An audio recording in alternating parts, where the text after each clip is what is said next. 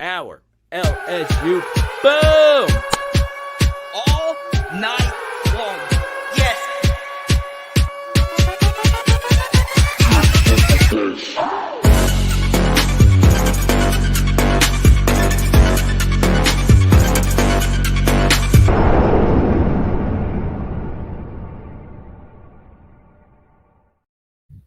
Let's freaking go.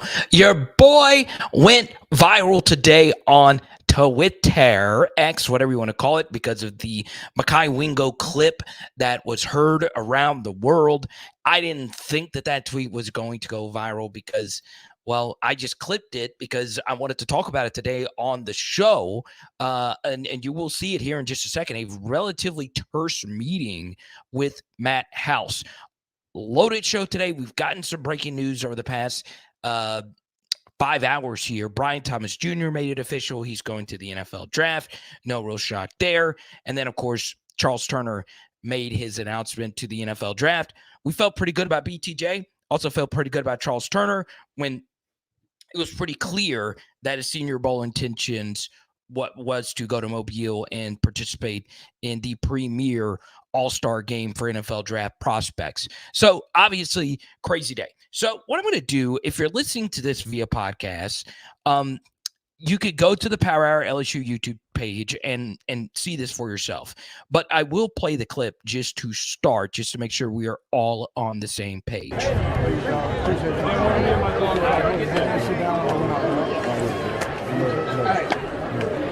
job. Thank you very much. You dominated. You guys dominated the second half of the time. Great job. Proud of you. Proud of you. Hey. You're not.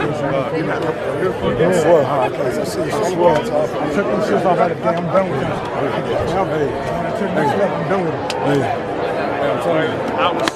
You can push me harder than you ever know, bro.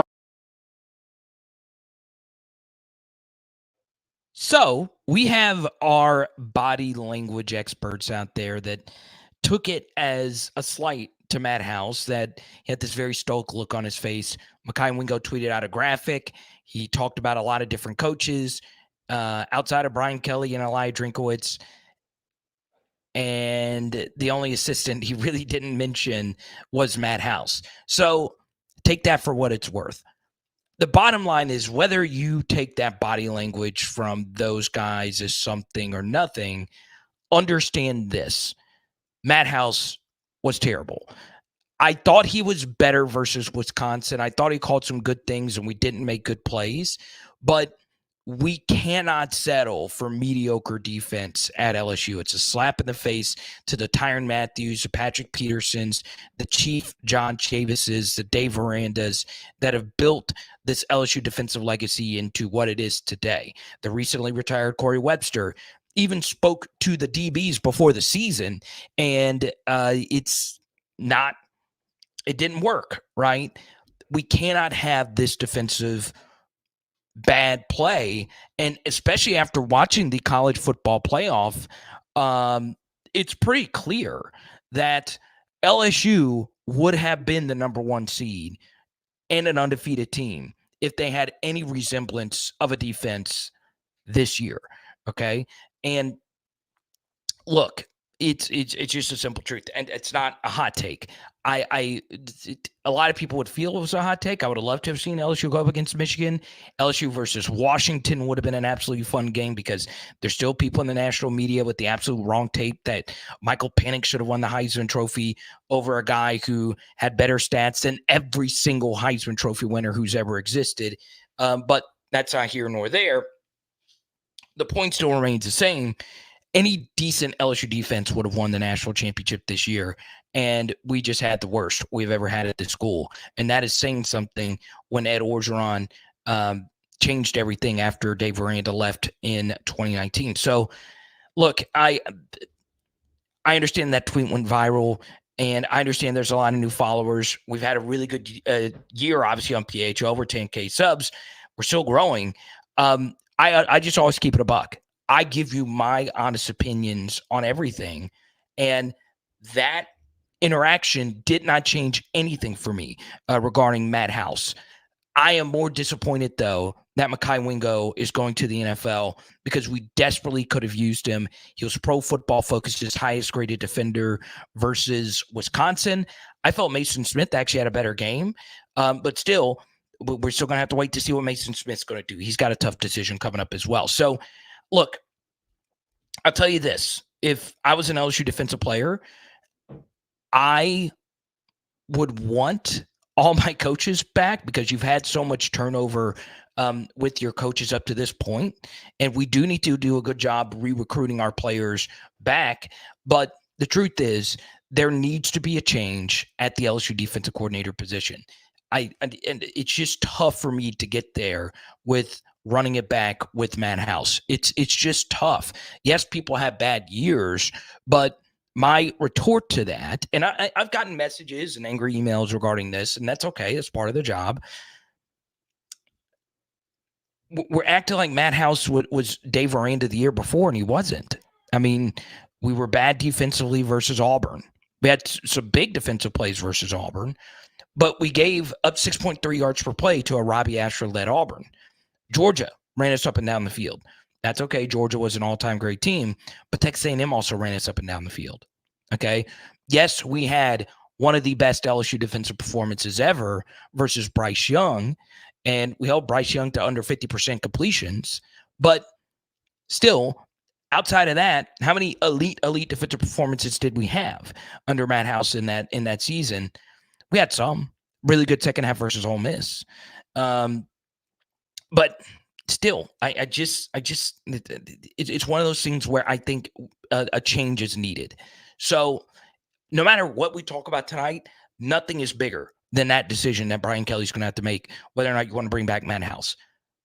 But there's a lot of positive things I want to talk about. I don't just want to talk about Lance Hurd tonight, but a lot of you want to chat about Lance Hurd. And we're going to get to every single one of your comments tonight. We say hi to the caucus. We say hi to Corrine. Larry, you have been gone. It's good to have you back, man. Lord's Disciple 88. Alan, the winner of the Jaden Daniels photo earlier this month. Brian Thomas Jr. hurts because of Lacey. Because just Lacey. Okay, I see what you're saying. We say hi to Blue Mist, who's had a Billy the Kid, LA mom. I've had an absolutely crazy day. So I tweeted out the clip. It's made its rounds. I'm not really viral on Twitter. We're about to hit 2,000 followers on there. It's not a lot, but still, I'm not a Twitter expert by any stretch of the imagination. We're trying to grow on Facebook. Please share the live stream on Facebook. But obviously, I'm always going to be a YouTube guy. It's my favorite platform. I want to talk about Lance Hurd. I do want to share one interesting fact about Lance Hurd here, just to give you a little insight.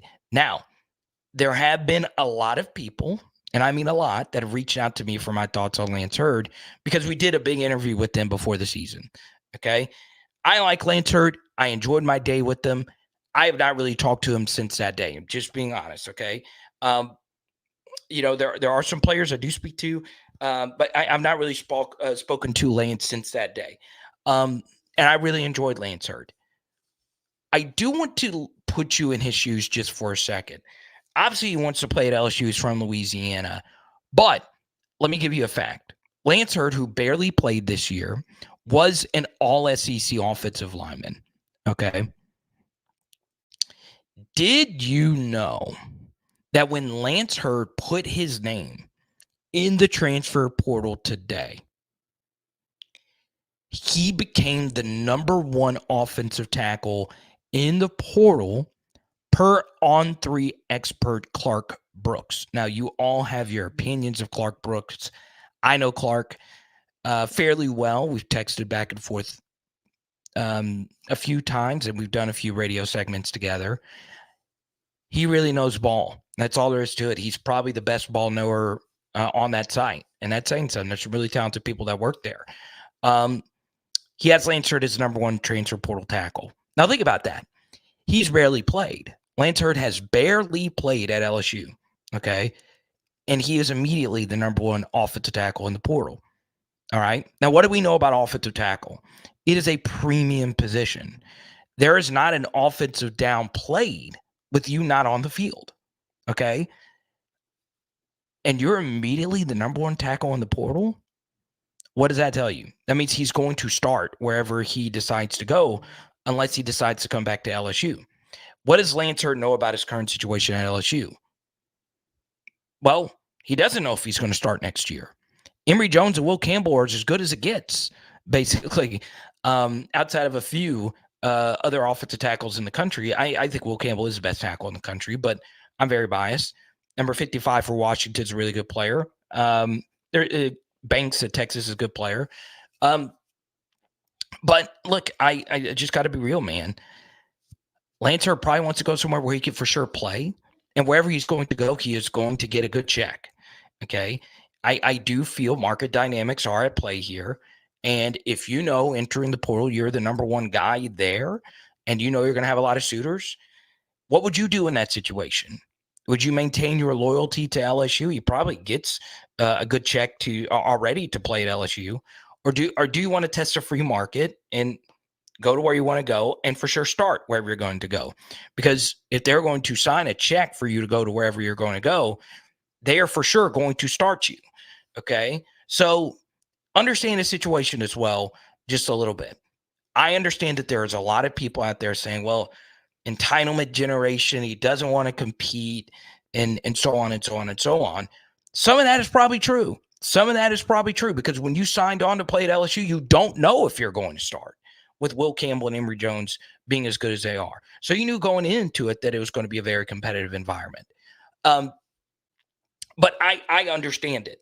I get it. And I understand that sounds overly sympathetic to him, but it's not. It's just the truth. Okay. So look, I like LSU over any one player, and I know a fair amount of former and current LSU players. I want all of them to succeed, but we are here because we are fans of LSU.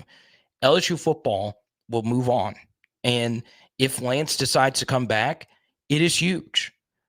But I would also include that this is the first significant transfer portal entry up to this point. I don't include Sage Ryan into this because Sage Ryan was not a good football player this year for LSU.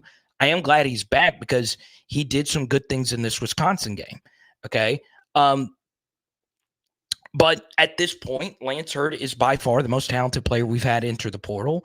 There are plenty of schools that have lost far more talented players in the portal and aren't really in as good of a position to replace that player as LSU is in right now. They do have two dominant offensive tackles. They did just get a really good offensive tackle class led by Ethan Callaway and, of course, Weston Davis. And it was a total 6 offensive lineman class. So, look, we're in a better spot than most would be in this situation. I will acknowledge that Lance Hurd is a very talented player. I will acknowledge that Lance Hurd has been in this channel, and I like Lance. I will also acknowledge that this is a situation where he could go somewhere and get a nice payday and start. Understand all those things are in play here. So I'm not just going to sit here and just trash a guy for looking into other options, but I'm also not going to sit here and say that it's the end of the world that we're losing him. Still a big loss. Still a big loss. Okay. Now,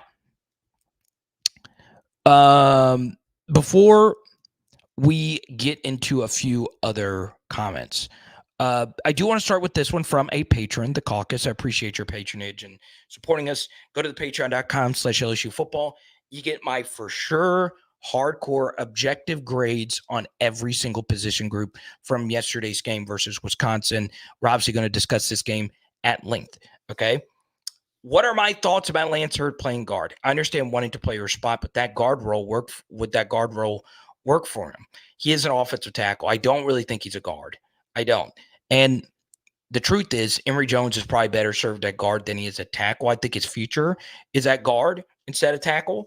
Of course, when it comes to the NFL, you would prefer to play tackle instead of guard because you get paid more. So, in a perfect world, Emory Jones kicks in to guard and Lance Hurd starts at offensive tackle. But guess what? If we lived in a perfect world, we'd all have health care. If we lived in a perfect world, Godfather 3 wouldn't have ever been made. But that's not the world we live in. Okay. And I just don't think Lane Turner's a guard. And I don't think he wants to play guard. And you just got to keep this in mind. And this is so important. And it's important to also take off our purple and gold glasses to understand his situation. He's barely played. And once he entered his name in the transfer portal, he immediately became the best offensive tackle in the portal. This is a supply and demand situation. He is a smart guy. He understands that there are people out there that will pay for what many consider to be the second most important player on your offense and the second most important player on your team, which is your left tackle, okay? Or just an offensive tackle in general. So, understand that. That's part of this as well. It's rare that you're in a spot where an offensive tackle as talented as him is not starting at LSU, okay? But that's where we are right now, okay? Let's talk some Garrett Nussmeier. We'll get to as many of your questions as you possibly can. As always, for those of you that super chat, I really do appreciate it. You're the one that helps put food on my table. It goes a long way. I have had a lot of things go my way recently. I am very blessed to enter the new year. I got some absolutely ridiculous news on New Year's Eve, and I might share it with you later tonight. I might not, because this channel is not about me. It's about LSU football, and it's about you, okay? But if we do have time, we'll get to it a little bit later with our friends, once again, at Underdog Fantasy. Really appreciate them. But I do have a lot to get to as far as this LSU football team is concerned. And normally I write out an outline. I wasn't able to today because something happened to me today. And it's rare you get these opportunities. It's rare these opportunities are presented to me. But I do have friends in the coaching industry, okay?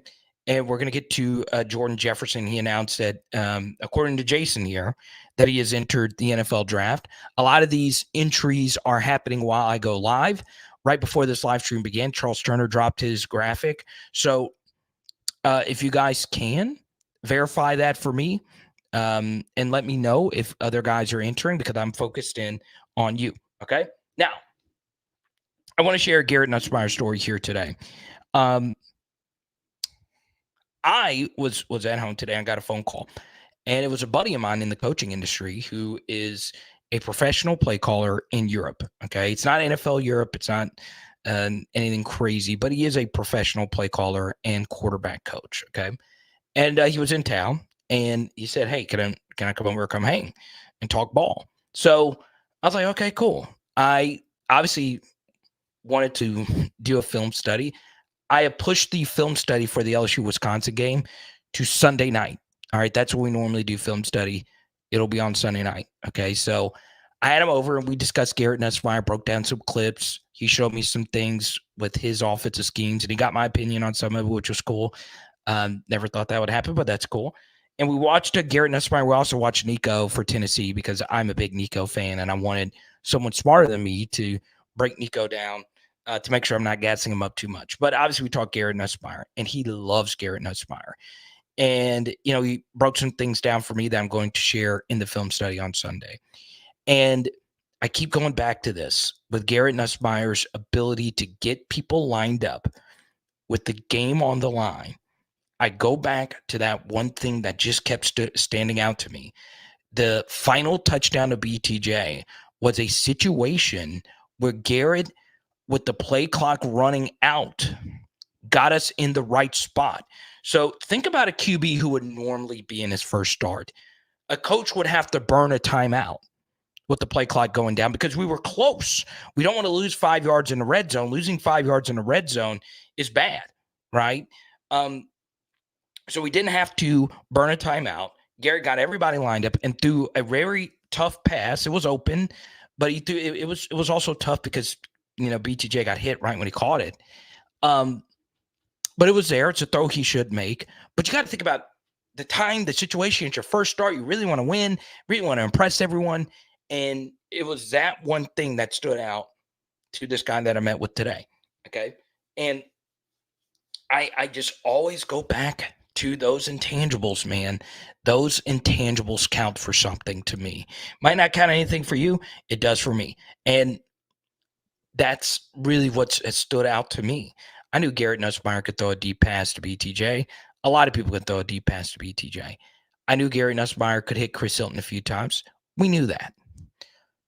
But to actually see him lead us in a comeback fashion to victory is nothing short of sensational, especially considering he had a rough first quarter, missing guys, trying to do a little too much, and a pick to end the first half that should have never been thrown. Garrett Nussmeier is a real deal, and it's time to get on the freaking Nuss bus. I'm not talking about a yellow bus. I'm not talking about a Greyhound. I'm not talking about Jerome, Notre Dame, freaking Bettis. I'm talking about the freaking Nuss bus. This isn't a bus anyway. This is a freaking freight train coming for the 12th team college football playoff. So a big day for him, big day for Chris Hilton, big day for Joe Sloan. Okay. Big shout out to those three, and a big day to that LSU offensive line. And we will do a full Nuss film study on Sunday night. Really excited about that. Okay. So I have said what I've wanted to say up to this in the first 20 minutes here. And I've still got a lot left in me. There's a lot of gas left in this freaking tank right here. I am built different tonight. I'm built different. Built different. I don't care what the naysayers say. I don't care what the haters say. I'm coming in hot, baby. Coming in hot.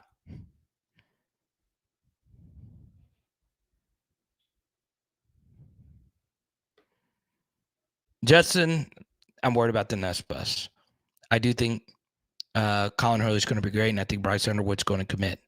Positive vibes, baby. Exactly, Paul. Well said. Good to see you. Steve wants to know if I had burgers tonight. I actually had to. Y'all mind if I go on a food rant? Actually, I'll say the food rant for later.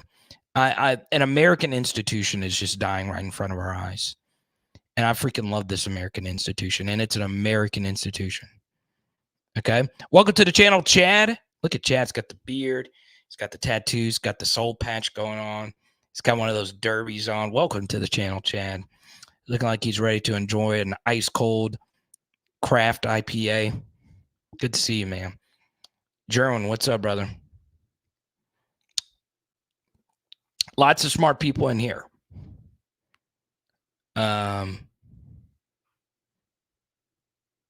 But yes, let me know if Jordan Jefferson for sure entered the draft. I'll just Google it really quickly. I was trying to get a double confirmation.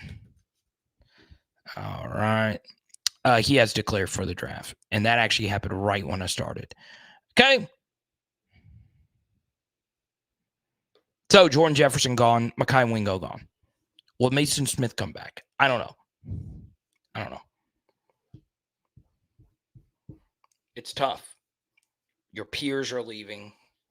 Why not you? Here's what I'll say about Mason Smith's situation. All right. I believe it would do him some good to come back. I do think, though, it's hard for him and just anyone to have to go through another defensive line coach change. Okay? Got to remember, Mason Smith was close with Ed Orgeron. He's gone. All right?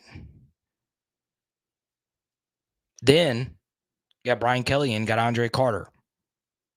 Andre Carter, of course, was before BK in his true freshman season gone. BK comes. Patrick Hill in. Jamar Cain in. Both of those guys are gone. Okay? Jimmy Lindsey comes in. Never really coaches. Okay? Not any fault of his own.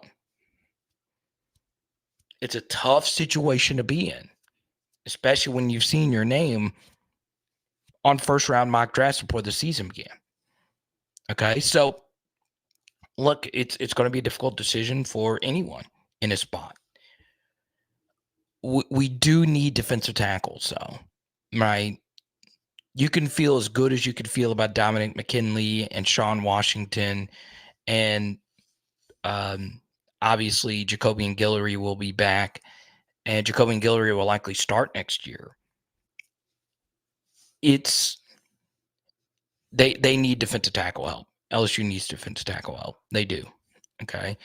And they need to get at least someone proven in the portal. And they should be able to find somebody in the portal that can help them there. Okay. So we need Mason back. We really, really, really do. All right. Everybody, welcome Chad to the channel. Y'all show Chad some love in the chat if you can. Carvis says Mason was talking to Pete a lot during the games. Okay. Here's something else I'd say about Mason Smith that is working against LSU. All right. I'm not going to, and a lot of you know that I've gotten to know some people really close to Mason. All right. So I'll just say this. I really don't know anything going on with his decision. I will say his film versus Wisconsin was really good. It was really good. Okay. His film versus Texas A&M was really good. Okay. And it's not necessarily like down to down consistency. It was a lot of wow plays because they started using him the way that I wanted him to be used. Okay. So he looked like an NFL player. All right. He looked like Kyle Williams out there, to be quite honest. So there we go. Super Chat's flying in. Really appreciate it. Let's go to Blanche here, and then we'll get to Cole in just a second. BTJ broke off the route because he saw Nuss scrambled. Nuss was stretching the play. Nuss threw the ball where BTJ was supposed to be. Is this the oh, you're talking about the INT. Okay. Yeah, obviously BTJ had a rough first half. I don't know the play call. I don't know where everyone was supposed to be on that play. I can tell you, though, his first half, he had the fumble that was called back for the penalty, and then he stepped out of bounds when he shouldn't have on the first drive of the game. Tough half. But second half, he stepped up, and, man, it would have been nice to see him come back. I know Kyron Lacey tried to get him to come back. I even got a message. This is why you always got to verify your sources. I also got a message saying that BTJ last night was going to come back. I didn't believe it. Okay, that's why I didn't say anything about it. And look, it wasn't from like a verified person. I will always say this. If you think you have good information, send it to me. Twitter, Instagram at Power Hour LSU. I'm always open to it. I'm not really a newsbreaker anyway, but I'm always interested in behind the scenes stuff. There was, to me, a case to be made for BTJ to come back. And I think it would have been worth a bag back to get him back. But he's also getting mocked in the first round. Wide receiver class is stacked. I think at worst he is a second-round pick. All right. He had a year 3 breakout. Most teams like wide receivers after a year 3 breakout. So there you go. Let's go to Cole. Carter, BK said at halftime, the guys decided to go back to base defense, and that paid off. Question is, who are the guys, the players? House? Okay. So I shared this on Blake's show a little bit earlier. Most of my focus has been on the LSU offense. I'm putting my defensive side rewatch back, okay, for a lot of different reasons. Yesterday was kind of a weird day because normally when an LSU game ends, I'm immediately watching the game again after my live stream. But yesterday was also the college football playoff, and I wasn't going to miss Michigan and Alabama and obviously Washington, Texas. I think a lot of you are watching that game, and I'm pushing the film study back to Sunday. So I've not watched the defensive rewatch. I did watch all the offensive snaps again. to mostly focus in on Garrett Nussmeier. And then, of course, I had the OC come in earlier today, and that was a really cool opportunity. I've got to be real with you, man. The defense had opportunities to make plays. Tough game for Ashton Stamps. Really tough. But I'm going to defend him. He shouldn't be playing. 3-star true freshman DBs should never be starting at LSU. It should never be the case. Derek Stingley, sure. And that's nothing against Ashton Stamps. He was always a year 2 guy. So I'm not going to get on to him for that. I think Toviano's more of a safety. He had some rough, snaps. One thing I can say with near 100% certainty, and only these 2 young men can answer this question, I felt they played hard. I can't say that about every corner who has played and started at LSU. So at least they went down freaking swinging. We had opportunities to make plays defensively, and Tanner Mordecai had the game of his life. But our defense made stops when we needed to towards the end, and I give them a lot of credit for that. I also will say Luke Fickell was terrible on 4th down.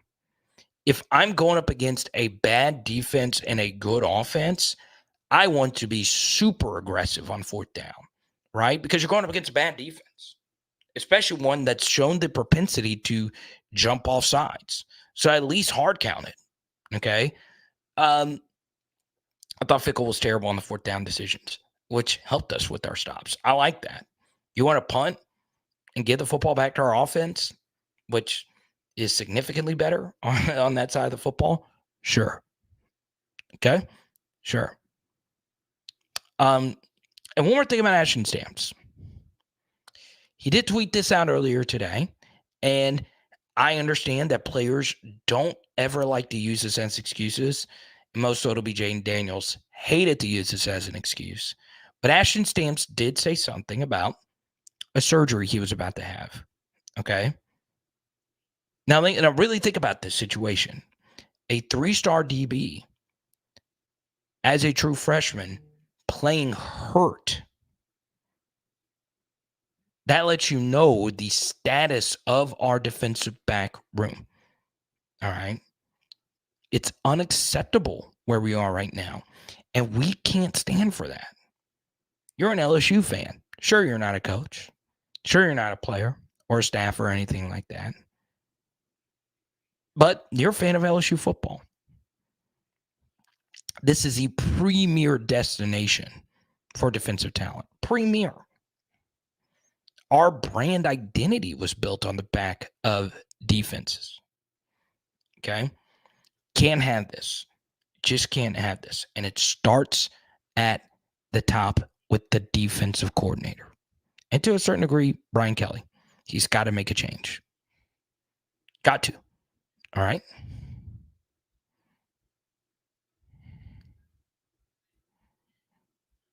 Got to.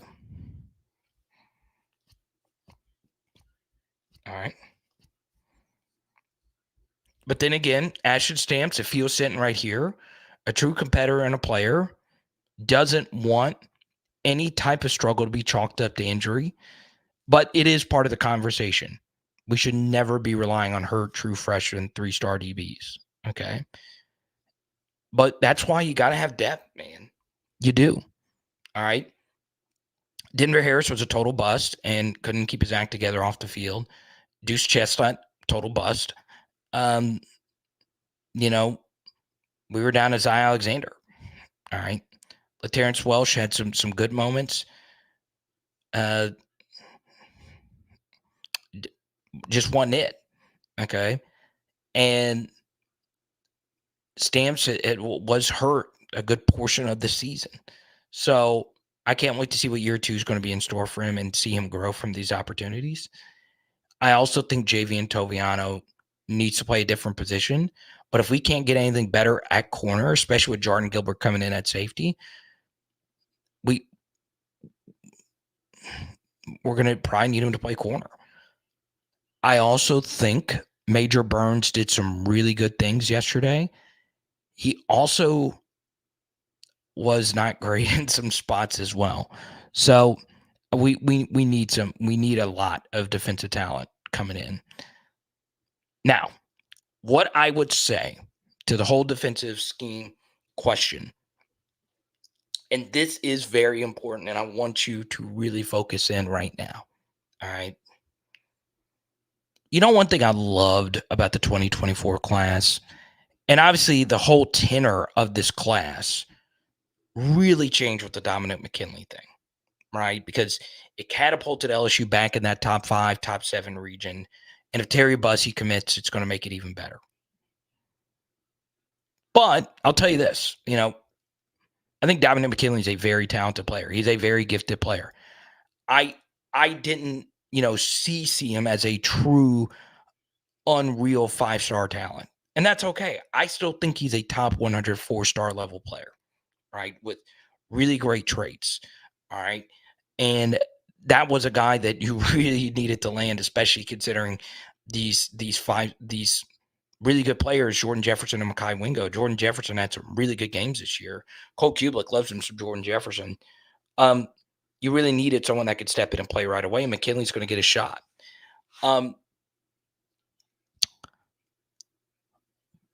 One thing I really liked about the 2024 class, though, was it wasn't a shiny class, right? There were so many people that have said, was this a down year in Louisiana? And it wasn't. The data does not back that up. It may be in terms of top 100 guys in the state, but it was not a down year in terms of Louisiana talent, in my estimation. Lots of good blue chippers, and LSU landed most of them.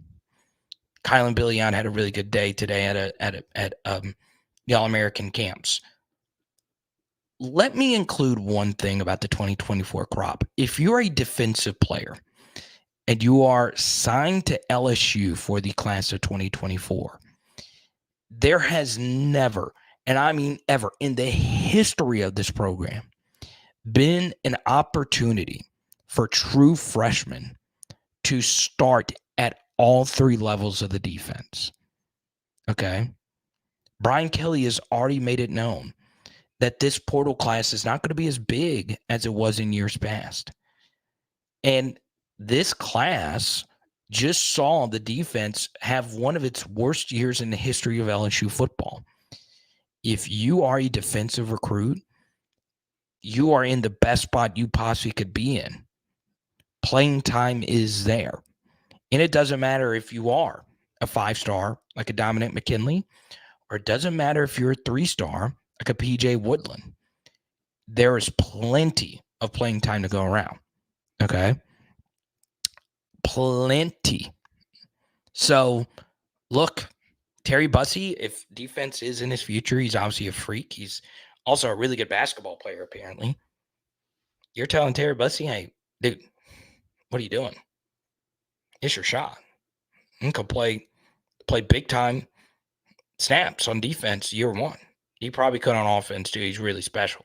But I'm telling you, if it could be any one of these defensive recruits. Joel Rogers, no one really chats about Joel Rogers, right? Dude's a hitter. A lot of the focus is on Deshaun McBride, and for good reason. Never has there been a better time. And I actually wanted to spend a good part of the live stream talking about that, but I'm going to save it because we got all off season to talk about this incoming freshman class. Okay. And we do welcome in Wire to Wire watching on Twitter. Worst defensive year ever, and you still went 10-3.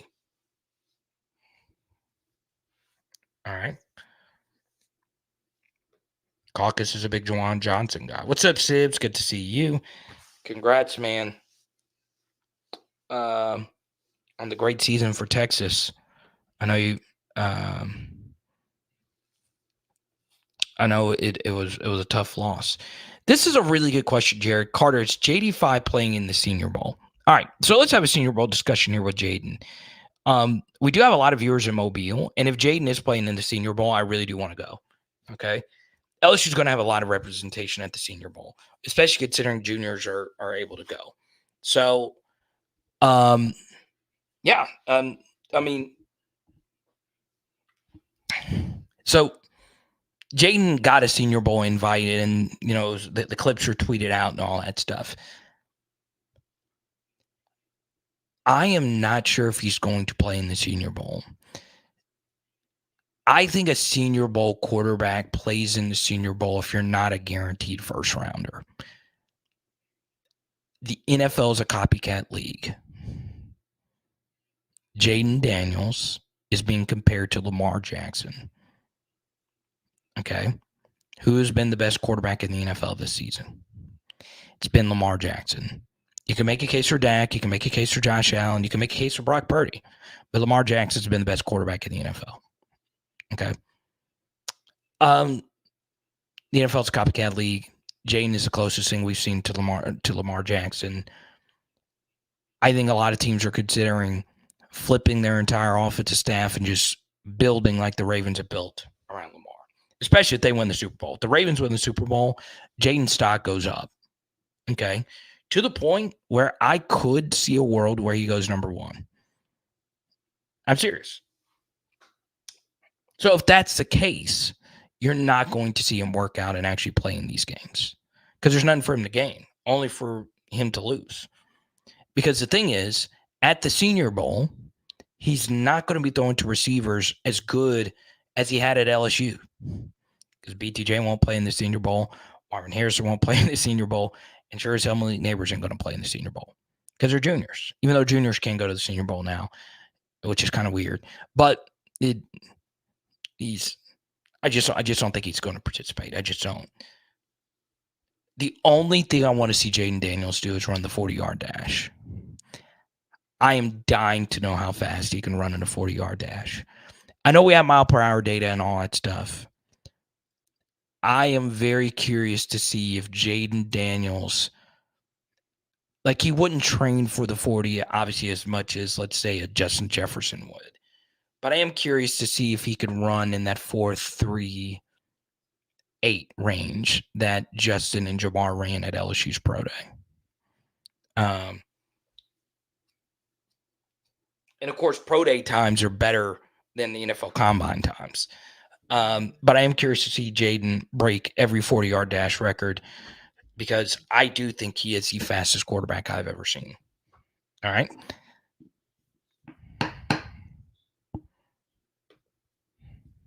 Good to see Mike on Twitter.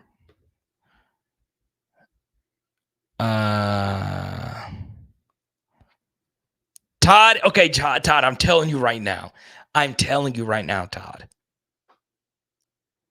Why are you doing this again? For those that know exactly what I'm talking about, why would you do this, Todd? I don't care if the Pelicans were winning 138-20.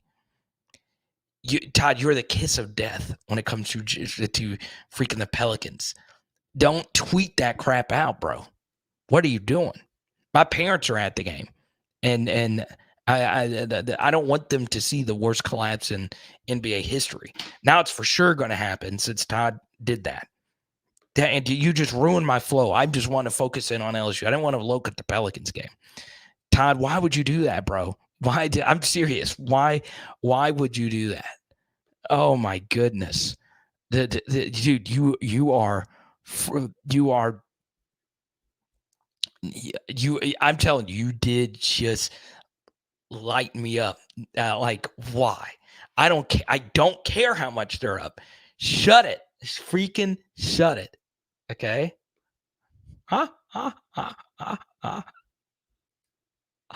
Oh my God, dude. I can't freaking believe it. I've probably lost 1,000 viewers because they're like, what the hell? Why is Carter discriminating? Does he not like people named Todd? I'm like, I love Todd. If Todds didn't exist, I wouldn't have ever had Raising Cane's, and Raising Cane's is heaven. Okay.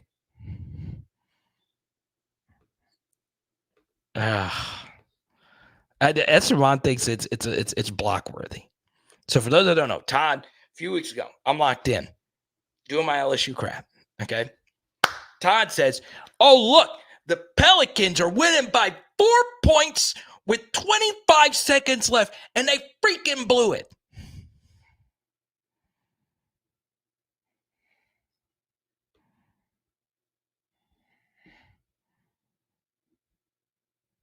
Who's faster than Jaden Daniels, Hemi? You tell me. You tell me. Is it Lamar Jackson? Is it Michael Vick? Probably Michael Vick. Probably Michael Vick, for being honest. It's one of those three. It's one of those three. You know who else was fast was Nick Marshall, the Auburn quarterback. That dude can run. Jalen Milroe's fast too. But I think Jaden's my guy. All right. So back on track here. All right.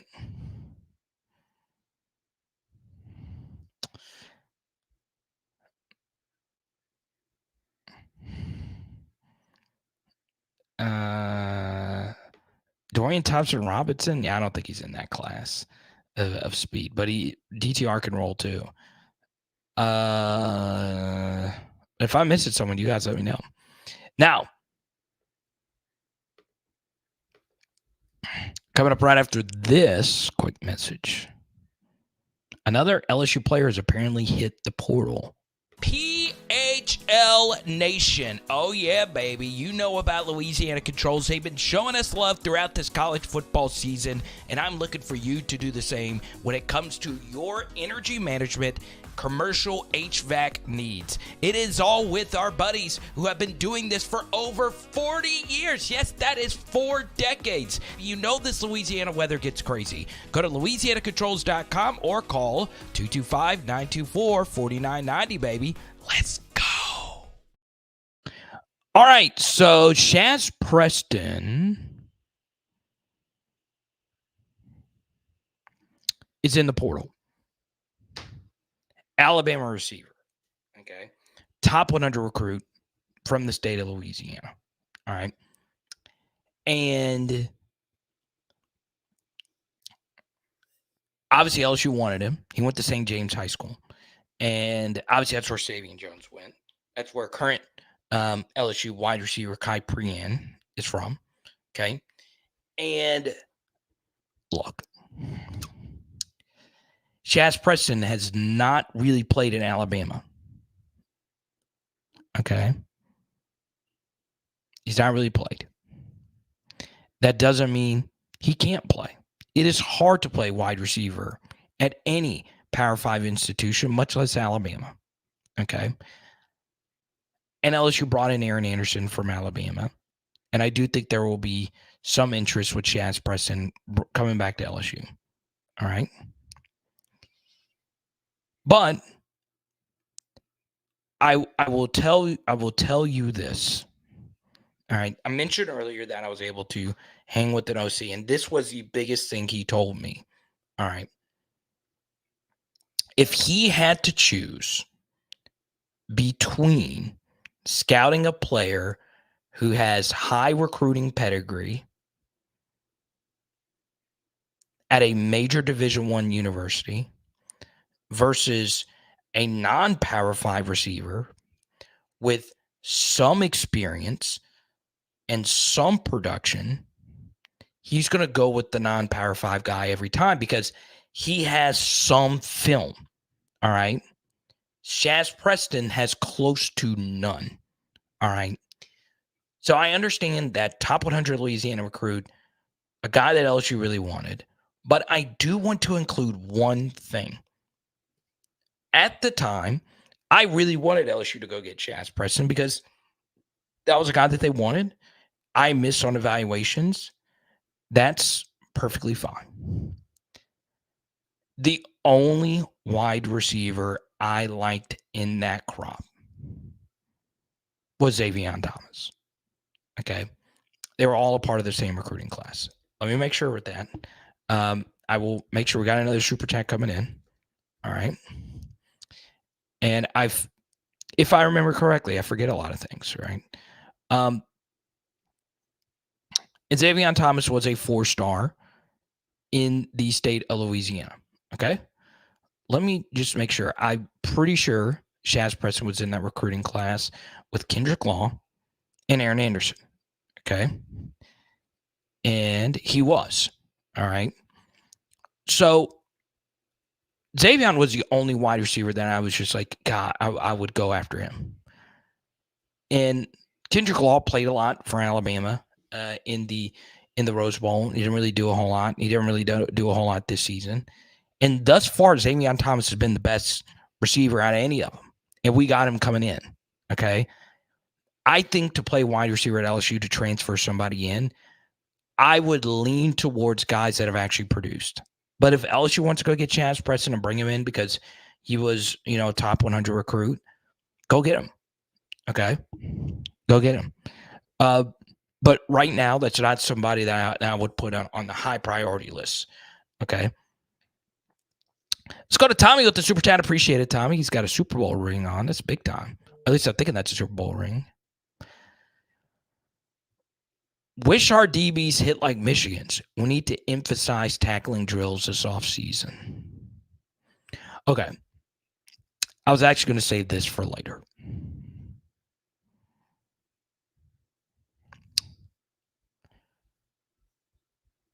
Jesse Minter would be the defensive coordinator I would go get. He's a defensive coordinator in Michigan. Jim Harbaugh is rumored to take an NFL job. Okay. If Jim Harbaugh was to leave Michigan, who would he hire to be his defensive coordinator? Well, it would be Jesse Minter. Okay. So we're not going to get him, but if for some reason he's available, he's worth whatever you need to pay him to get there because he's really good. But I do agree, Tommy, Michigan's defense was nothing short of sensational. Now, the reason why I didn't want to bring up the Michigan conversation is this is an LSU channel. Now, later on in the live stream, when we do our 2-hour live streams, we talk about general college football. But I'm just going to touch on it now because I want to, and it is my channel. Okay? I was right about Florida State. How many of you watched that Alabama team yesterday and was like, God, this is one of Nick Saban's best teams? No. This is one of Nick Saban's worst teams. Okay? It looked like the team that barely beat Arkansas at home. Florida State got robbed. Okay? And it's not like Michigan played great either.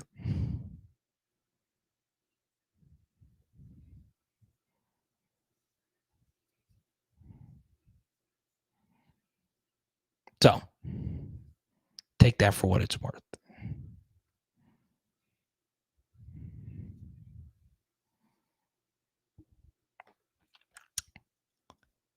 Michigan, Washington. I think Washington's going to win. I really do think so.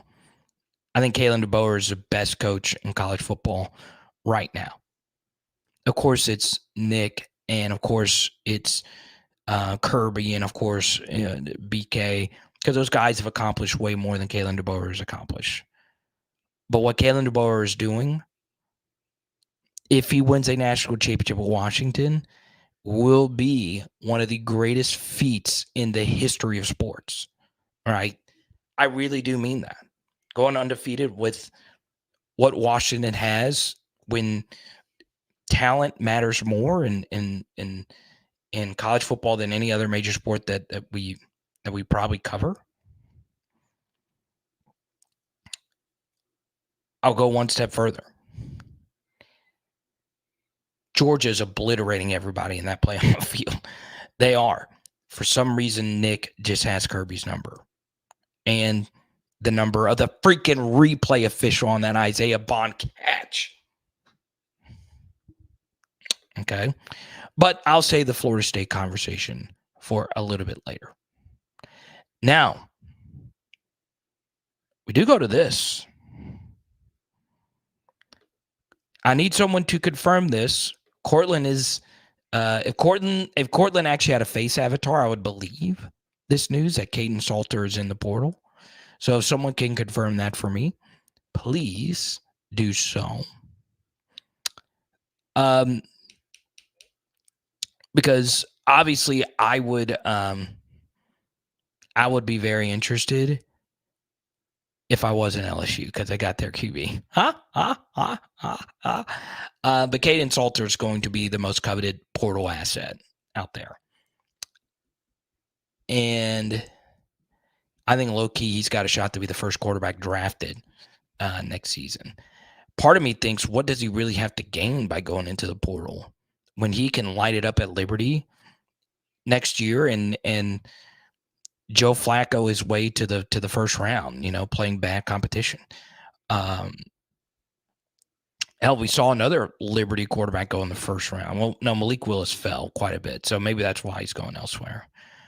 I will tell you this. All right, just off the top of my head, reacting to this.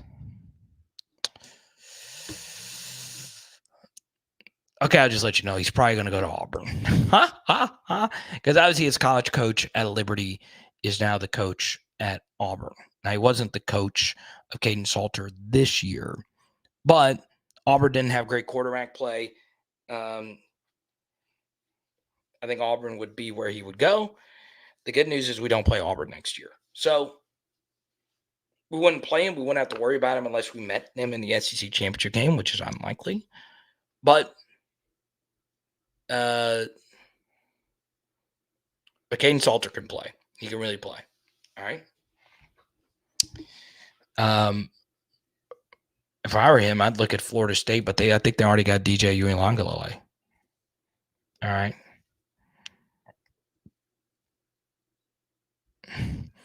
Exotic Pig, welcome. Carter, could you give a quick recap of the Tigers that have hit the portal? All right. I can. All right. I'm going to give you the Cliff Notes version here. And it'll be very brief. There's really only been one significant player that has hit the portal, and that is Lance Hurd. Everyone else was good with potential, but really nobody significant. All right.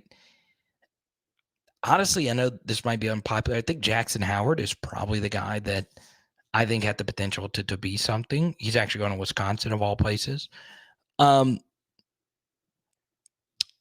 up to this point, nobody really significant. Okay. So I don't want to go through all that because most of the players are kind of old news when it comes to that, but good to see you, Exotic Pig. All right.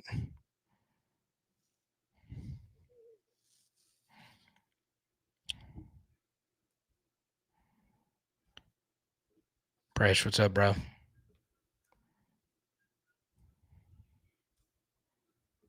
Great minds think alike, Danny girl. I'm telling you, if y'all really pay attention, Danny and I are oftentimes on the same page on a lot of stuff.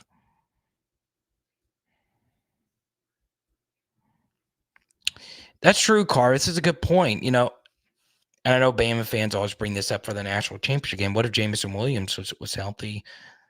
Well, what if Brock Bowers was healthy? What if Ladd McConkey was healthy? Amarius Mims got hurt. So, yeah, I mean, Georgia was the best team in college football this year. I do think so.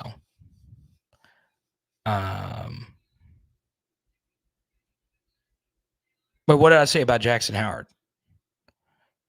No. That's I meant to say Jackson McGohan. Did I accidentally say Jackson Howard? Jackson McGohan, the tight end who went to Wisconsin. My apologies. Okay.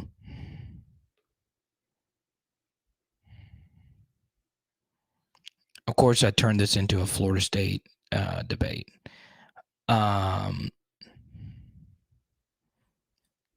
Chad, this would be my retort to that. FSU's best game was against LSU. They looked mediocre the rest of the season, just found ways to win. Okay, well, what did Washington do this year? Oh, they barely beat Arizona State. They barely beat Stanford. Not many teams are able to blow out every single team that they play, right? Like, it's crazy to think otherwise. Look at this. Now this is crazy. I thought December was going to be a massive year for my merch, and apparently it wasn't. Okay, I didn't really sell anything merch wise, but I did just get a t-shirt order. I appreciate it, man. These web bills are crazy, and this one was by Mike. That's cool, man. A former player hooking it up. I really appreciate that. It goes a long way, brother. All right.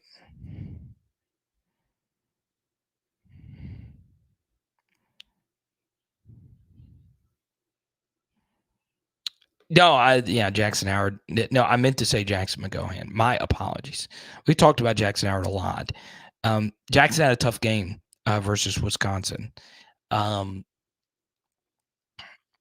But we could really use him moving forward.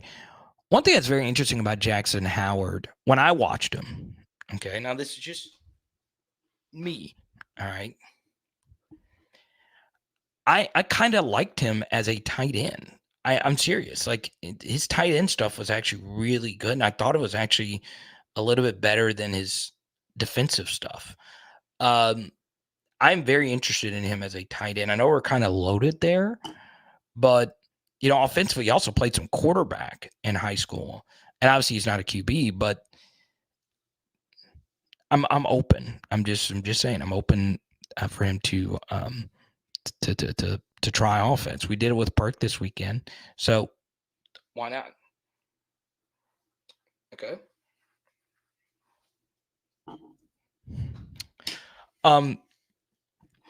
One final thing on the Florida State debate. Here's my thing about you guys making the Florida State versus Alabama argument with the backup quarterback thing. It just goes back to, do we really want to do the slippery slope thing with this? Okay. With the backup quarterback, and do we really want some random linebacker from North Alabama deciding a multi-billion-dollar enterprise? That's not what I want to happen. The results on the field have to matter. I don't think you want that to happen, right? Just one random injury, okay? I'm just going to say this, and I'm a believer in peaks, all right? Washington's peak is really high. Like, if you watch the Washington and Texas game closely, you can clearly see that Washington was better. You can see Michael Penix being one of the better college quarterbacks in the modern era. Their peak is really high. Jordan Travis's peak was also very high. Okay. And, that's something, right? Like when they played us, they were so clearly better than us in that second half. LSU was a good 10-3 football team with a legendary quarterback. Okay, I know it was the first game of the season, and if we replayed them, it'd be a better game, I would think. But look, you can't tell me if Florida State was still healthy. All right, if Florida State was still healthy with Jordan Travis, they were already trying to put Florida State ahead of Alabama before that, right? The national media was already doing that. Florida State was a better team than Alabama this year when Jordan Travis was their quarterback. Well, Carter, the ACC is the ACC. Stop it. Freaking stop that. Yes, no, duh. You're not telling anyone anything about the ACC being better than the SEC. Okay? The truth is, freaking Jordan Travis and Florida State at their peak were as good as any team that I've seen this year in college football. Okay? And when they ran the table, they deserved an opportunity to be in the playoff, regardless if Jordan Travis didn't have any legs. Okay? Let's go to Sibley. On3 is a platform that pretends to give players their valuation or worth on the open market. Unlike the pros, there is no comparative data to base these valuations on. Is it bogus?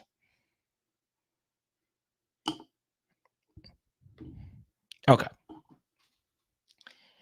Here is my thing about the On3 evaluation stuff. I like On3. If they came calling and wanted me and Haley to move to Nashville and do shows from there, I'm open. I think I could be as good as any national analyst that they have. But then again, I'm a big believer in me, right? I do think the valuation stuff does deserve conversation. Okay. here's what people get wrong about the valuation. All right. And there's people that cover NIL more closely than I do. That have said this, including Matt Brown, who is one of the premier college football writers in the country who doesn't get enough credit. Okay, he does his own newsletter. He's a really good writer, and because he's independent, I trust him because he's not needing to shill for anyone.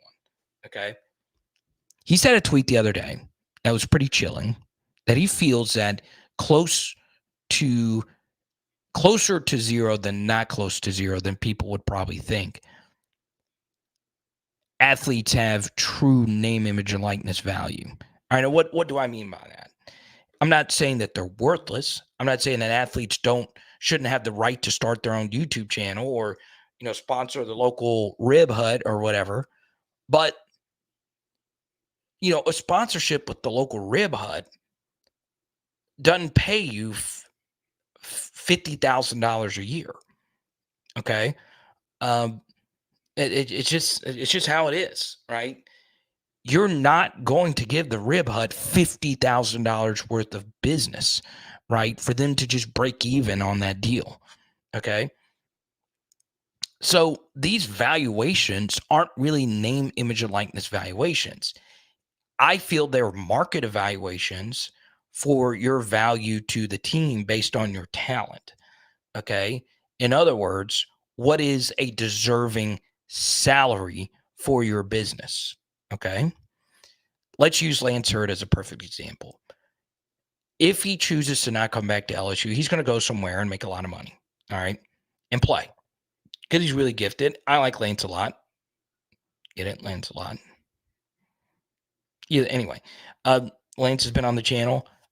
I obviously defended him earlier, and it's probably not going to be well received to a certain degree. But Lance has, I think, 2,000 followers on social media, which isn't bad. Obviously, it's a lot for someone like you or I, but it's not really a lot, right? So what is his name, image, and likeness valuation for a company? It's probably not a lot. Okay, there's not many Tyrann Matthews, Johnny Manziel, needle movers out there, right? That have this amazing marketability. Okay. So when it comes simply to your super chat about the name, image, and likeness valuations, I wouldn't look at them as NIL valuations. I also don't think that number is what those players are making. Cooper Manning said that Arch Manning getting $3 million a year is BS, or whatever the case may be. I've heard everything under the sun. I've heard other players say that Arch is making a lot of money. I don't know. I don't know what to believe at this point. What I will tell you, though, is I did speak to one very prominent NIL person in the NIL space, not affiliated with LSU, okay? And he's in it. He's in it. And he said the ROI is just not there, okay? But you're helping the school, okay? And in theory, it does give you good business recognition, right? Like, get Gordon, right? When you think LSU NIL, you think Get Gordon. You think Todd Raising Canes. Those guys are millionaires and millionaires upon millionaires, regardless if NIL existed or not. So there is some, PR ROI with that, but we just got to move to the model where it's salaried employees, okay? But there's big antitrust lawyerish kind of stuff that I don't want to get into here because I'm not smart enough to break it down. Okay. So yeah, with the On3 NIL evaluations, you should look at them skeptically. All right. You should.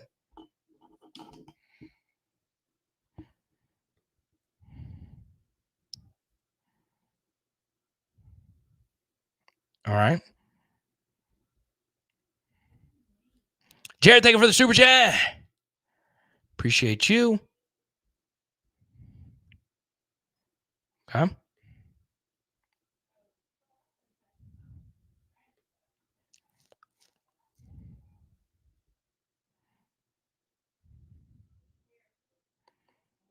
Let's go to Dating Girl.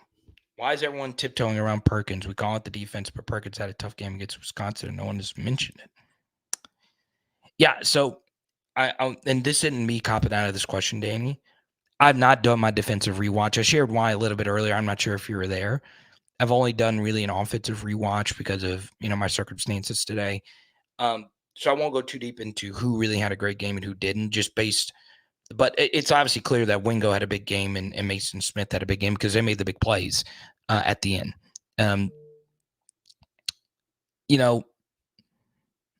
At this point, it is what it is. Okay.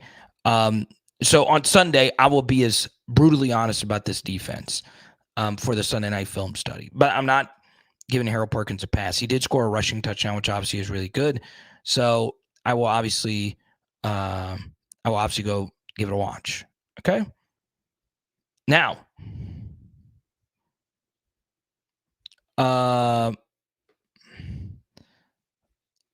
let's see here. All right. Austin Osbury has committed to LSU. Auburn safety / hybrid linebacker. That's breaking news. And Jalen Brown has entered the transfer portal via Hayes Fawcett and On3. All right.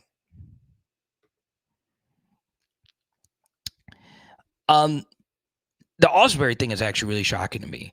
I was always told that LSU was just never going to be the destination for him. That's really good.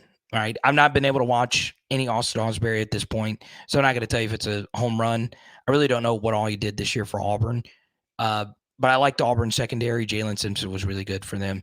So I don't know how much Austin Osbury even played this year for Auburn. I didn't really see him. So maybe he did play more. I don't sit and watch a lot of Auburn. So there you go. Jalen Brown is in the portal. Not really a shock for me. I always felt he was a year 2 guy. I did not think he was a top 100 wide receiver recruit. I think I had him graded around middle of the pack in this recruiting class. I would like to have him back because he is a true speedster who can open up the top of a defense. I could see him like what Cortez Hankton had at Georgia. Georgia had a wide receiver by the name of Anais Smith. I think he was actually after Cortez Hankton, but still, Georgia has a wide receiver by the name of Anais Smith that's very similar to Jalen Brown. And I think with some seasoning, he could have actually gotten to that next point. But Jalen Brown for me was the wide receiver. He was tied for the wide receiver 3 in this class behind Kyle Parker and Shelton Sampson, even though the services, I think, had Jalen Brown as the number 1 receiver. So I wish Jalen nothing but the best. Obviously, out of Miami, he's going to have a lot of suitors because at one time he was a can't-miss 5-star prospect. But I've always said this. There are some positions that I will look at a little bit more harshly, and one of those positions is wide receiver. Just because the standard at LSU is just really high to play wide receiver. It is actually higher at that position more than any other. Because, if anybody that watched Jack Bech play as a true freshman, you would have never thought he would have been gone the very next season or after the very next season. But that's how tough it is. If he played any other position, he would still be here and probably be an all-SEC level player. It's just hard. It's really hard to earn targets, right? And Jalen Brown probably wants targets and playing time. So let's see. A lot of news flying in. Chad says Jelani Watkins is going to be better. Yeah, Teddy, I have no idea. Maybe he did, maybe he didn't. I don't think I ever really watched him play. Maybe this was in the works for LSU and I didn't know.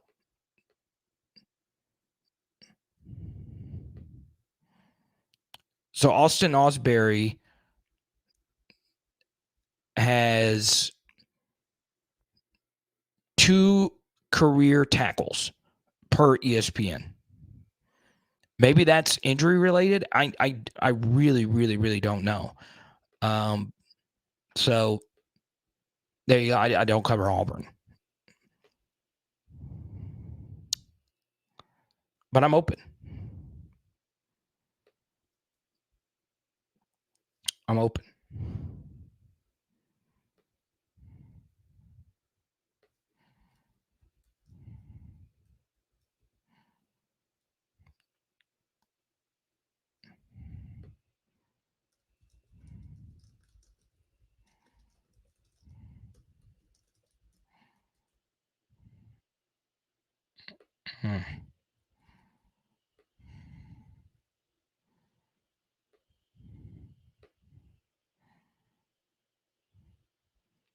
Parker, welcome, bro. Good to see you. You guys got to let me know. This has been a busy night. Let's keep it going. Okay. Once again, if you super chat, we'll go straight to it. Let's see where we are. We've been giving out Jaden Daniels photos all this week. We are only 60 away from giving out another. Let's see.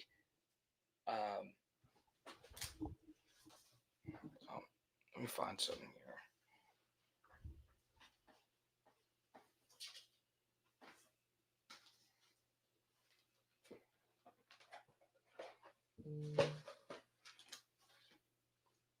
Let's get this one out.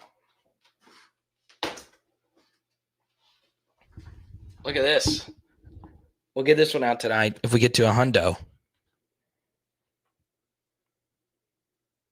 That's a cool one. You could tell it's just kind of setting in. That's so cool.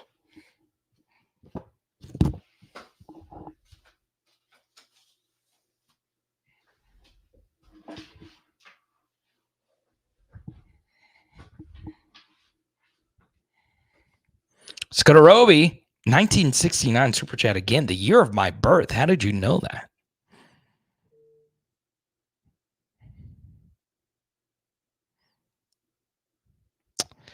(2013) and 2023 teams are the same. Great offense and subpar defense.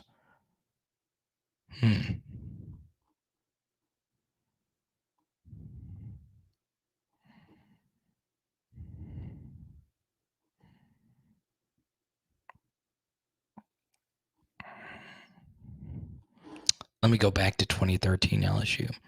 Obviously, 2013 LSU, my favorite player on that team is Jeremy Hill. I'm glad to call Jeremy a friend. Obviously, Jarvis, Odell, and those guys are really good football players. Who is that defense? Obviously, the game that you're probably thinking of is the Georgia game. I don't know if I could call it subpar defense. I don't, because 2013 defense, that's Jalen Mills, Lamine Barrow, Daryl Simon. I mean, that defense was fine, right? Is Daryl Simon on that defense? But I'm with you for the most part. 2013, we were better offensively than we were defensively. And there you go. That defense was Jamarie Roscoe, Freak Johnson, Daniil Hunter. I know you guys have some Daniil Hunter takes.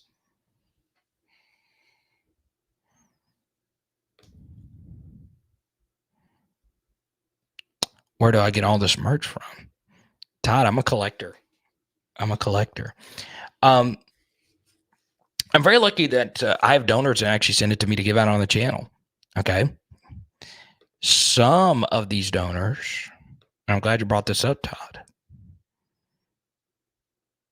just happen to be the friends that we have at the Arklatex Card and Memorabilia Show, February 17, 10 a.m. to 5 p.m. Bossier City Civic Center. That'll be the next PHL meetup. And here's what's really cool, folks. I actually put my own money into this. Okay. I drive there. They're not paying me to tell you to come to this. I just believe it's a good place to hang out because we're going to not have one. We're not going to have two. We're not going to have three. We're going to have 4 LSU signees there. Tylen Singleton, Gabriel Relaford, Xavier Debo Atkins, and Ahmad Bro will all be there signing autographs. Okay. And hopefully all 4 will be on PHL. Really excited about that opportunity. Okay. So February 17th, even if you're not in North Louisiana, it is worth getting a hotel and coming to the event because it's free of charge to come to. Autos, I think, are 10 or 15 or something like that. But I'll be giving away a bunch of my merch as we always do, and memorabilia like we always do on the channel.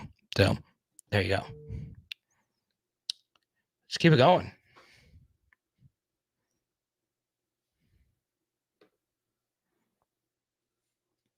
Let's go to Exotic Pig. Do you think our defense will be any better than this year's? I just think we have gone so far away from DBU and just having 11 dogs on the defense at all times. All right. Let's have a conversation about this. Okay. So this will sound like a very scorching hot take, but the sixth DB on 2011 LSU was way better than the first DB on this team. And it's kind of hard to say who the best DB was on this year's LSU's team. You can make a case it was Zay Alexander. You can make a case it was Andre Sam. I think it's either one of those two. Yeah, obviously we missed some of that DBU dog mentality. I felt like this year we played wild. And look, we can't understate Greg Brooks' loss. Obviously, it's a very serious situation. But just as important as he was off the field to this team, on the field, he was just a good football player. And let's be real. All right. We lack that dog mentality. I, to this day, Exotic Pig, did not understand some of the things that we did defensively. To this day, I still don't understand how some players on this defense were so bad. Okay. But one of the worst things you can do as a defense is think somebody is good, but they really aren't good at all. And there were a lot of those types of guys on this team this year. And for some reason, the attitudes of some of these players were very individualistic, not thinking about the team and the situation and hitting guys late out of bounds and jawing a little too much when you've given up a lot of points. It seemed like there were a lot of guys playing for themselves. And something that I've always hammered home, I don't mind experimenting with different things on defense, okay? But one thing that I really do think screwed this defense up, obviously we talked about setting the edge. We talked about not stopping them run. The issue with this defense is there wasn't anything that they did well at all. I will say this about the 2020 defense. They were an all-time bad defense, but they were really good at creating havoc, and they were really good at creating turnovers. There was at least some things that they were good at. This LSU defense was good at absolutely nothing. And that's why it's tough for me to get a sell job from Matt House potentially coming back, right? That's what really bothers me, right? Then there's times where you could see guys loafing. And I'm like, what? Do you know how many defensive players would kill for the opportunity play in college football, to play where Tyrann Mathieu played, to play where Glenn Dorsey played? It's wild to me. It's wild to me. Okay. And look, there's a piece of me that's happy we didn't beat Alabama because let's just say we did and somehow won the SEC and jumped into the playoffs. Man, imagine if we got matched up against Washington. Okay, imagine we got matched up against Xavier Worthy and A.D. Mitchell. I mean, it would have been an embarrassment. Okay, so of course I wanted to beat Bama. People are going to get crazy at that statement, but damn, I mean, we got a QB spy play in our playbook. We're not going to use it against a guy who is running at will on us, and the biggest game of the season and the most watched game of the season outside of Ohio State and Michigan. It's crazy. Couldn't tackle, couldn't do anything. So it's not just the dog mentality. We just had some guys that you wonder, are they SEC level players? I'm not talking about LSU standard. I'm talking about SEC standard. It's hard. It's hard. Okay. One thing that was never explained and never asked to Brian Kelly. Why is it that our defensive line, and I'm a film guy, and I feel like I know the defensive line position really well because that's what I played in high school. Obviously not a college level player, but I take defensive line very seriously. Why were we consistently lining up 1.5 yards off the ball? None of it ever made sense to me. We still don't have an explanation for it. I mean, obviously that's not what Pete Jenkins would probably want his defensive line to do, but we did it. Were the players just deciding to do it? Is there a call for that? It's lunacy to me. It's lunacy. Okay? And it's to the point where you have to ask, why is it that every quarterback had their career games? Jordan Travis, best game of the season versus LSU. Why? Jalen Milroe, best game of the season versus LSU. Tanner Mordecai, best game of his career versus LSU. Why? Is it them or is it us? It's kind of like if you're breaking up with someone, or you're thinking about breaking up with someone. Is it me or is it him? Is it me or is it her? Is it me? I don't know.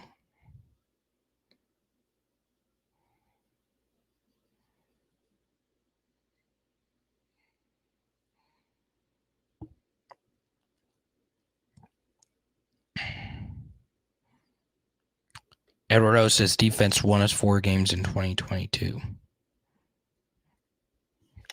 But guess what? I don't care. It means nothing to me. I say nothing. It means something. I was happy that was the case. So defense, let's see, what 4 games did the defense win us? Okay. Arkansas game, of course. I'll give it that. Backup quarterback, but still give it that. Auburn game, they averaged 6.3 yards per play. It's kind of tough for me to sell that. But we did make some big explosive defensive turnovers. So I'll give you that one. Alabama game for certain. Okay. And then I think the last game you would argue is Mississippi State. It's also kind of a tough sell for me. Mississippi State dropped a lot of wide open passes. A lot. And that was also kind of a perk game. Yeah. But that's not here nor there.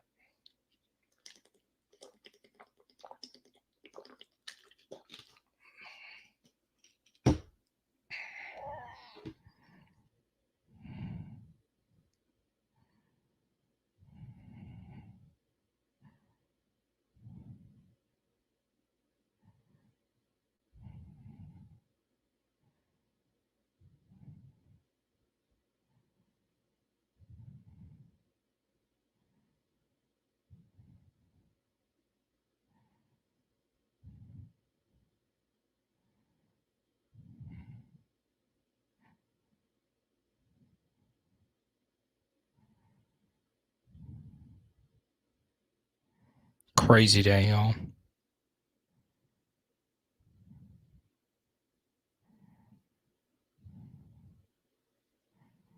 Crazy freaking day.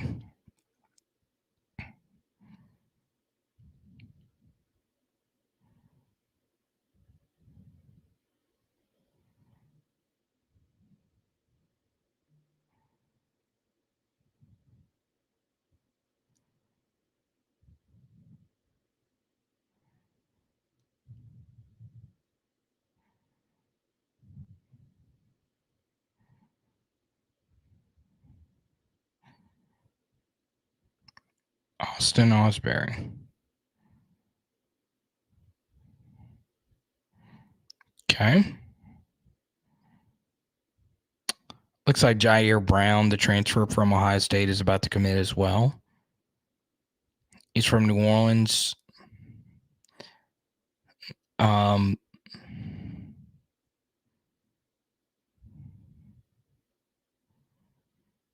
think that's coming pretty soon. He just posted a clip, our photo with Sherman Wilson and Frank Wilson.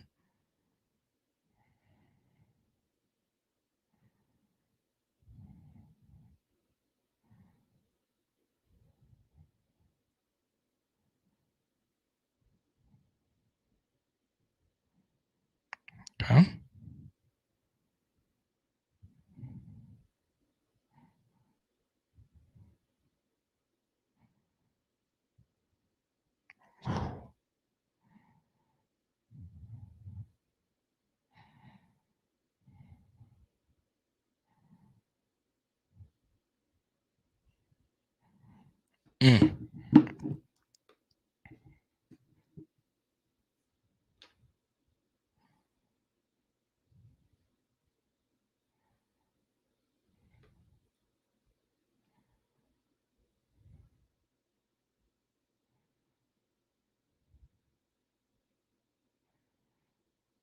Cortland wants to go get Caden Salter.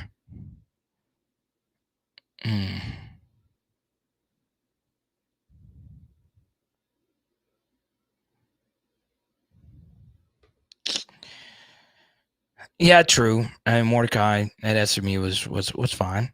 You want to get technical? I can get down with that chance.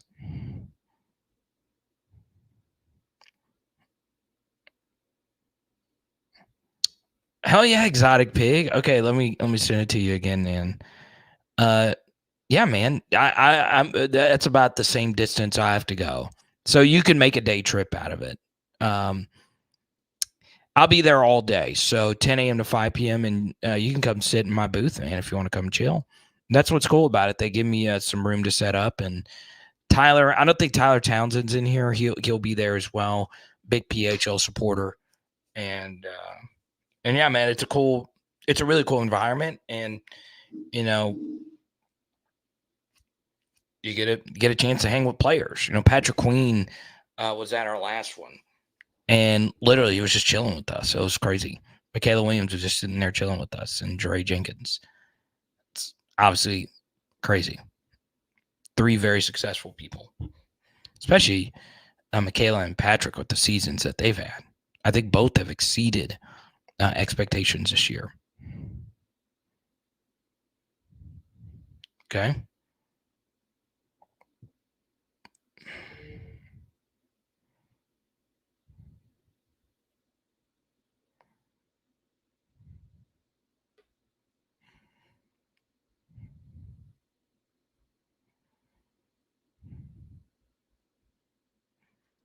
Now, here's what we're going to do. In the next 10 to 15 minutes,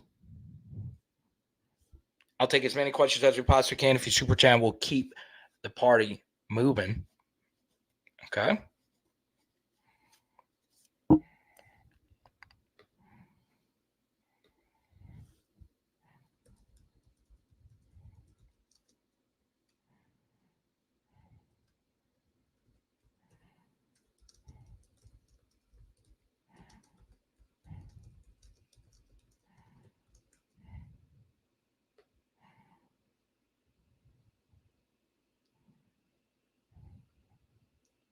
Cool, Exotic Pig. I'm looking forward to meeting you, man. We'll have some cool giveaways for you, my brother.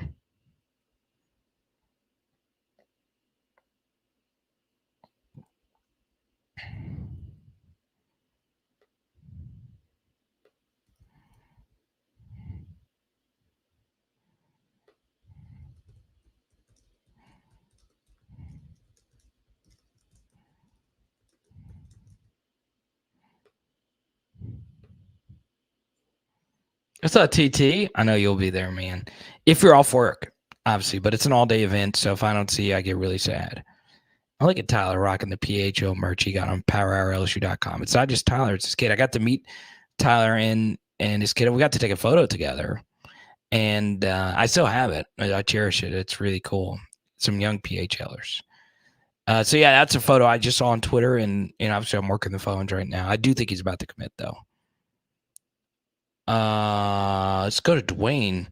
Dwayne, I appreciate all your cash outs, and it goes a long way. I know you don't look for status or anything like that, but cash apps and Venmos are always the best because it goes straight to me, 100% of it, and I'm able to get it instantly. Normally, if I get a super chat, I got to wait till the 21st, but I love super chats as well, and it's also easier to do that. Do we hold on to DeCorian more next year? Yes. I feel pretty good about that one. Okay, if Cortez Hankton is still at LSU, I still feel pretty good about that. And he will be. Which leads us to this next super chat from Roby. I appreciate it. Do I think Cortez Hankton stays? After we receive the bowl game as OC, would he go back to just coaching receivers? He will be the co-offensive coordinator with Joso. Now, in a perfect world, does Cortez Hankton want to be a play caller himself with full 100% autonomy? I'm sure he does. But this is what one Georgia source told me when he came over to LSU, and I really do trust this guy. He knows a lot about football. Okay. He always felt Cortez Hankton was going to be a head coach pretty quickly. And he also felt that Cortez Hankton's stay at LSU wouldn't be long because he crushes interviews because he's a very affable guy. They thought this one person believes he's head coach material. So here's the situation that Cortez Hankton is in as far as his career is concerned. I don't know his career aspirations. I don't. But he makes $900,000 a year. I'm repeating, he makes $900,000 a year. Now, he does not actually call the plays. He is the co-offensive coordinator now, and he's also the passing game coordinator. There is a piece of him that probably wants to go be the 100% coordinator, but there's probably a piece of him that wants to go be a head coach. Do I think Cortez Hankton could be a Division I head coach without ever actually being an OC? Abso-freaking-lutely. So, look, if he were to go be the full OC somewhere where the pay is going to be probably around what he already makes and have way more responsibility, sure, go do that. But it would be too lateral, especially when I think he's got a shot to be a head coach without ever actually calling the shots. Okay? ADs like to do things that are popular. Cortez Hankton is a very affable, good-looking, successful coach who's won a national championship with Georgia. Okay? I think he's got a good shot of being a head coach in the next 5 years. Might not be at a Mississippi State or something like that. It might be at a Troy or Tulane or something, but I think he's got it if he just stays the course of what he's doing now. And who's to say he's not going to have 50-50 play calling duties with Sloan anyway next year? So there you go.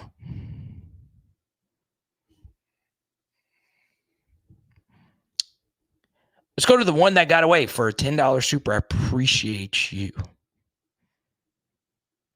Do I think not being physical in practice is why LSU's defense is so soft. I heard there's not that much contact in practice, so the players can be fresh for games. Okay.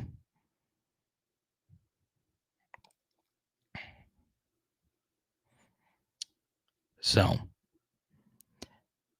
let me first start with the macro, and then we'll talk about LSU. Okay.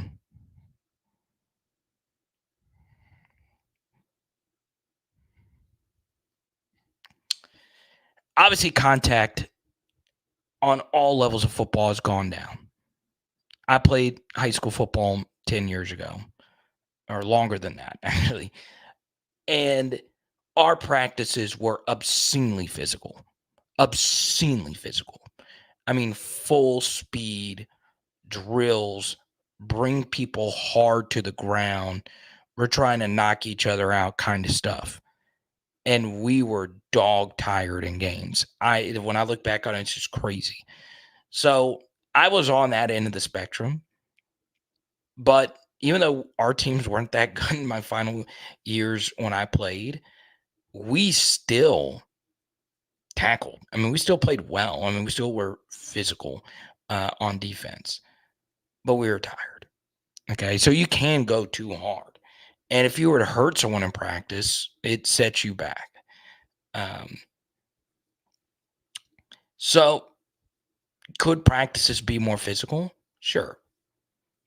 But you have to keep in mind that defenses have been stripped for so long now that all the rules are against them. Now, as far as LSU's practices, yeah, they probably should be more physical because we really sucked at tackling. But it could just be that the guys that we had playing just weren't that good. And I honestly think there's a good piece of me that feels that way. All right. There are some guys that start for this defense that I'm not sure are Power 5 level players. I just don't think so. And I want them to be. All right. I want everybody to succeed at LSU. But it's also important for someone to point this out. I'm not the only one that points this out. Okay. It could just be that. It's not all on Matt House, right? I always ask myself this question, and it's a question that you can answer. You don't have to be an X's and O's person to answer this question. Okay, you just don't. All right. When you watch a football game, how many players are making spectacular plays? I mean, really incredible plays. All right. And to make it even easier for you, let's just say you're not an X's and O's person. A good way to look at a play is, did the play gain the maximum amount of yards available on the play? Or did it gain the minimum? Okay, so perfect example yesterday.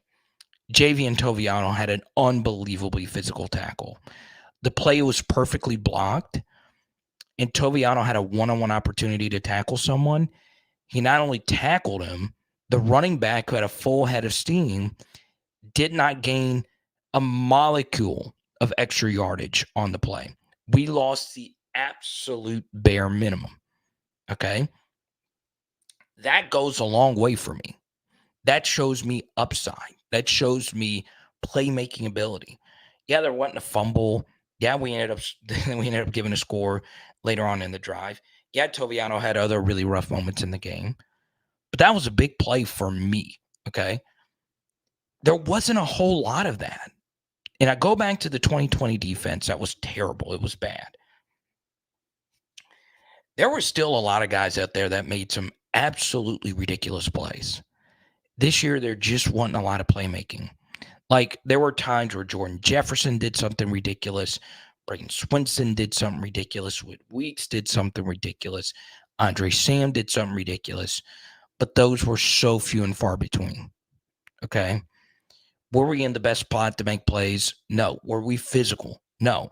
Were we slow to react to things? Yes. We got to be better.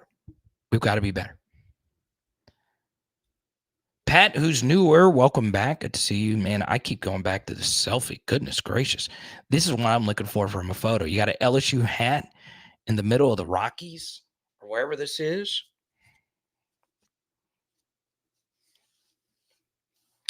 I think that's a terrible idea, moving bowls to the beginning of the year. I do. Because look, here's why I think it's a terrible idea. Because a school like Oregon would gain such a massive advantage versus versus a school like Wisconsin, right? So Oregon got overvalued 11-2 Liberty, and Wisconsin got undervalued LSU at 10 and that's a 10-3 team now, right?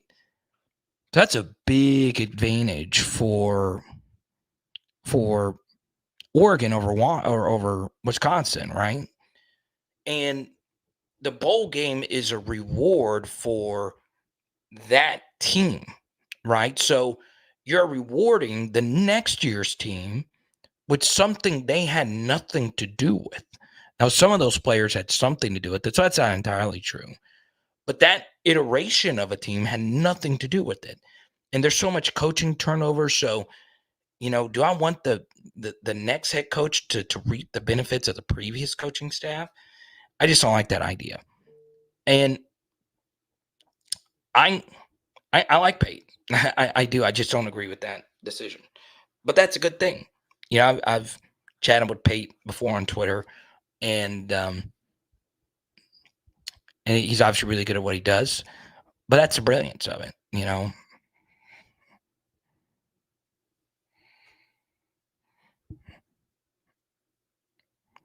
Glacier National Park.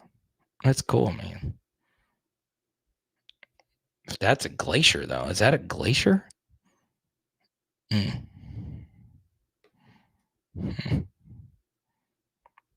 One of my old comedy buddies that I used to mentor had a really good joke about a glacier recently, and he's like really funny now. At first he wasn't. I was like, that's awesome. You got this good, man. It takes a lot of work to get that good. So if you're not good at something, keep working if you really want it to work out. Now, you could think you're good at something, but you're not, and maybe you shouldn't keep working at it. But this guy actually became really, really, really funny.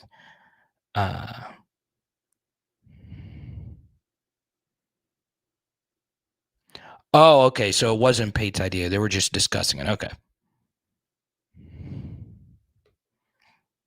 Let's go to Alan here, who's a winner earlier this week. Thank you for all your super chats, Alan. It would make sense to move the transfer portal. Yes, it would. But it's the academic calendar that's the issue. Okay. Here's the thing about college football. There's a lot of things that are broken with it. But then again, college football doesn't make sense. None of it makes sense. Like, I'm telling you right now, if you were to go to Europe, which I've done, and try to explain college football to people in Europe, it wouldn't make sense. European soccer makes sense on how they do everything. College football makes no sense. All right? And that's the beauty of it. That's part of what makes it beautiful. Okay? And by far the most nonsensical thing about the sport is the most important portion of your off season is during the season. Okay, let me repeat. The most important part of a college football season is during the season. Okay? I understand. Well, Carter, how can an off season happen during the season? December is the biggest deciding factor of your next season because that's when you sign all your players. That's when the portal opens. And what? About half the teams have a bowl game to prepare for. But that's the most important week of your season, is before the games are over. So, yeah, the portal would make sense.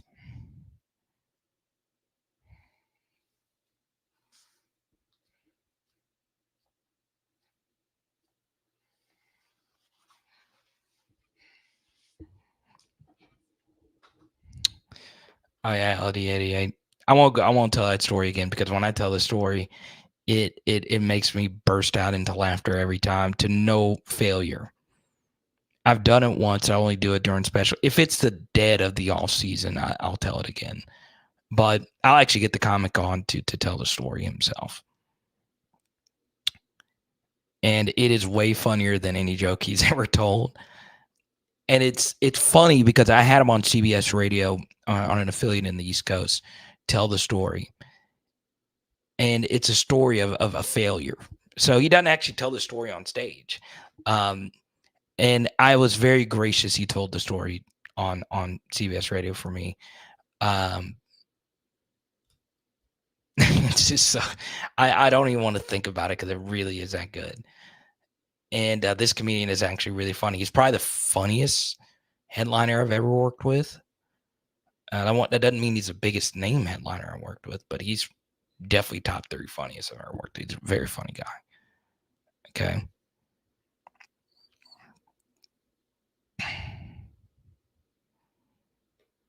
Sure.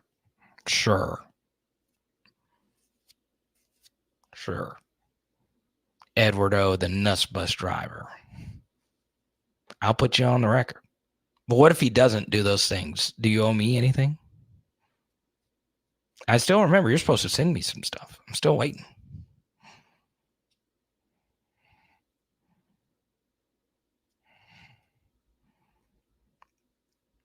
If you feel that confident, go put 100 on a parlay there, and you're paying for your kid's college fund.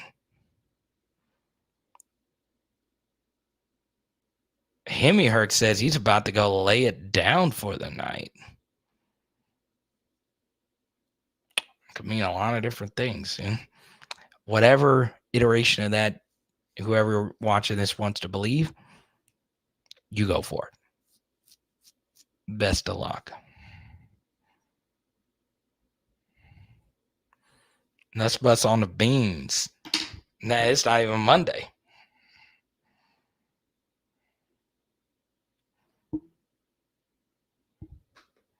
It's not even a Monday.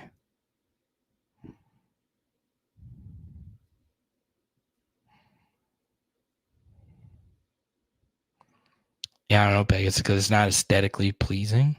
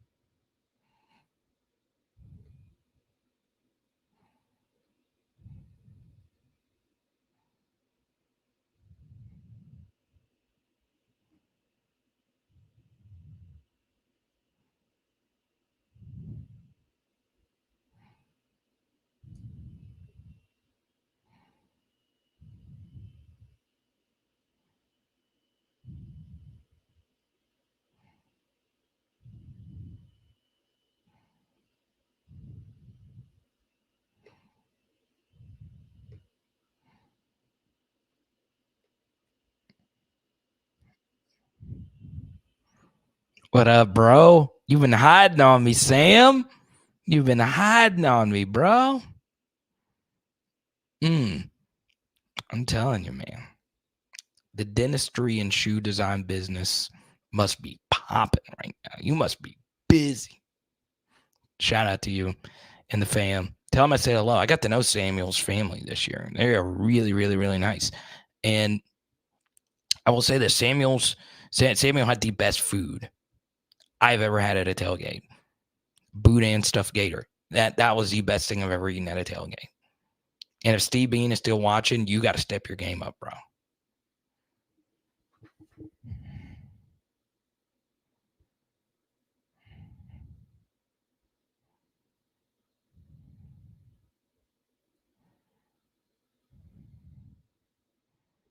Oh, you want me to give you a hook 'em? Well, Sibby, you hooked me up with some super chats, so I'll say it. Hook 'em.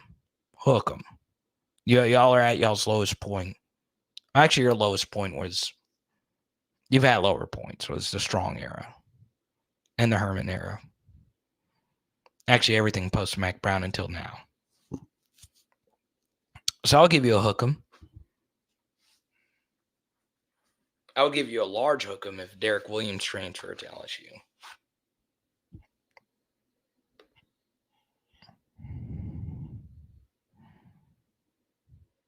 Oh, Samuel! I told you, if Samuel's one of the biggest LSU fans I know. He's been out of the loop and he's back in it. What's up, bro? Lance is in the portal, so he's we don't know.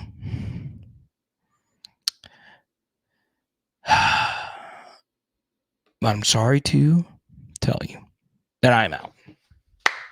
I appreciate each and every one of you. We will be back live tomorrow night at 6 p.m. Central. Eddie! Power Hour. LSU. Boom. Lance Hurd, if you're watching this, come back. And tonight, we're doing Taco Bell. Let's go.